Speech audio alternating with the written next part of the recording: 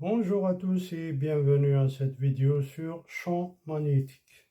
Exercice rail de Laplace. Deux rails conducteurs et horizontaux GK et MN permettent le déplacement d'une tige conductrice qui reste perpendiculaire au rail. Un champ magnétique B uniforme et orthogonal au plan des rails comme l'indique le schéma. Question A. Reproduire le schéma en indiquant le sens du courant I qui circule dans la tige, la direction et le sens de la force électromagnétique F qui s'exerce sur la tige conductrice. Question B.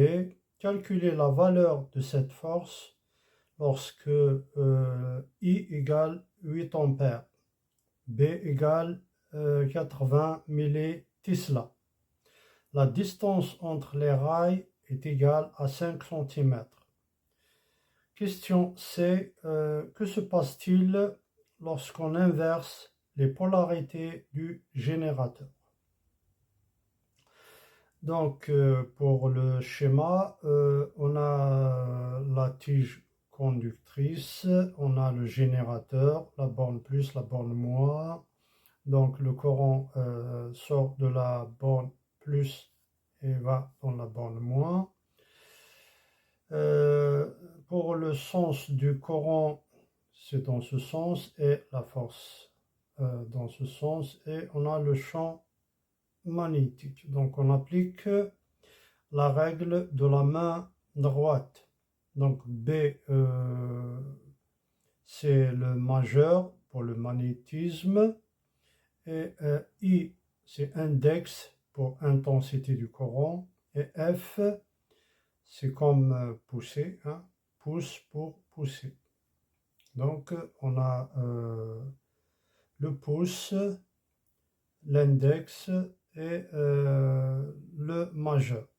Donc dans ce sens, donc on a le courant et la force, et là c'est le champ B, c'est le champ magnétique.